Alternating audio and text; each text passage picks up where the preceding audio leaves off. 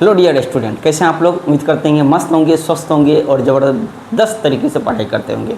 आज हम class 10th के मोस्ट इम्पोर्टेंट जितने भी क्वेश्चन हैं जो मंगलम पाठ से संबंधित है वो सभी लेके आए हैं।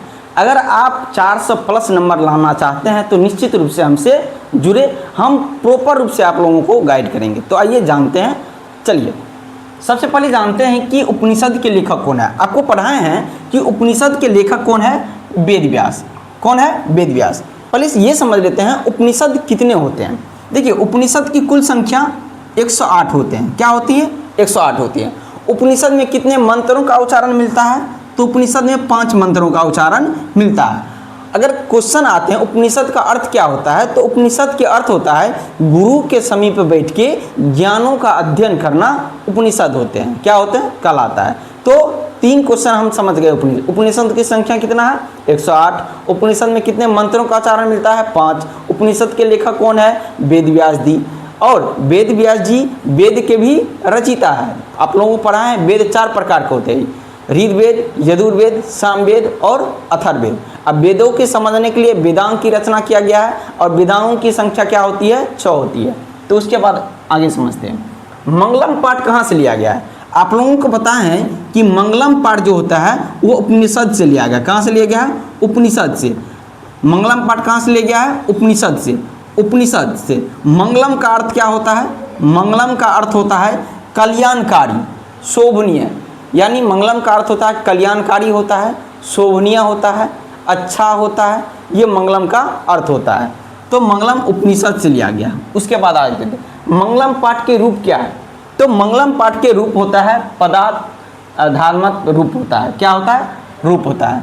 ठीक ना, यहाँ से रूप होगा। तो मंगलम के रूप होता है पदार्थात्मक रूप होता है। उसके उपनिषद के अंतिम भाग को क्या कहते हैं? आपको बताया है कि उपनिषद के अंतिम भाग जो होते हैं उसको हम दर्शन शास्त्र कहते हैं। क्या कहते हैं? दर्शन शास्त्र कहते हैं। किसको? उपनिषद के अंतिम भाग को दर्शन शास्त्र कहते हैं। उसके बाद आते हैं, कहते हैं किनकी सदैव जीत होती है। तो किनकी सदैव जीत होती है? सत्य की, और असत की क्या होती है? हमेशा हार होती है। और सत्य की हमेशा क्या होती है? जीत होती है। और असत की हमेशा क्या होती है? हार होती है। आपको बताए हैं। उसके बाद आइए समझते हैं अणु से भी छोटी होती है। मित्रों अणु से भी छोटी होती है आत्मा। आइए समझते हैं आत्मा क्या। आत्मा क्या होता है? सूक्ष्म से भी सूक्ष्म होता है और अणु से भी छोटी होती है। कौन ऊंची होती है? आत्मा। आत्मा मनुष्य के हृदय रूपी गुफा में स्थित रहता है। ठीक ना। और आत्मा जैसे ही निकलते हैं तो कहते हैं कि मनुष्य की क्या हो जाती है? मृत्यु हो जाती है। आत्मा को कोई अभी वश में नहीं किया है। तो ये भी क्वेश्चन पूछ सकते हैं कि किसे वश में नहीं किया जा सकता है? वह है आत्मा। क्लियर। उसके बाद आइए समझते हैं, कहते नदियाँ अपना नाम और रूप छोड़कर कहाँ मिल जाते हैं।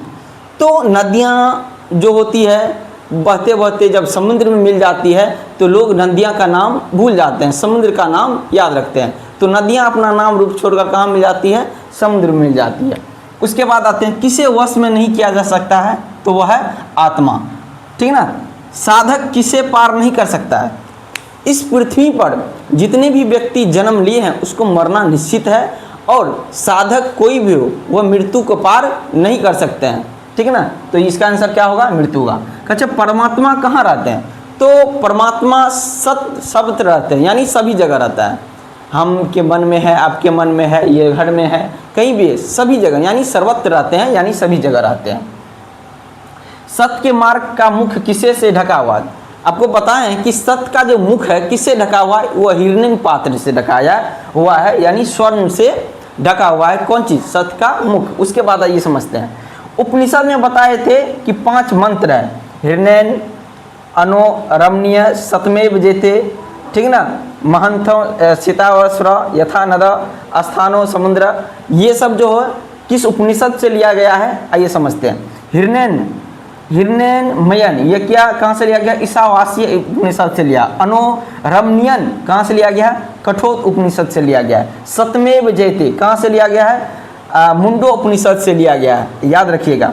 ठीक ना। महंथो सीतावर्षरा कहाँ से लिया गया? मुंडो उपनिषद से। यदा नदा स्थानो समुद्र कहाँ से लिया गया? मुंडो उपनिषद से लिया गया। ये सभी के जितने भी वस्तुनिष्ठ प्रश्न है, इससे आपको बाहर नहीं जाएंगे, ठीक है ना। तो thank you for watching video. अगर देख रहे हैं आप मेरा यूट्यूब चैनल पे तो सब्सक्राइब जरूर करें ताकि आपको हम प्रॉपर रूप से गाइड कर सके। धन्यवाद।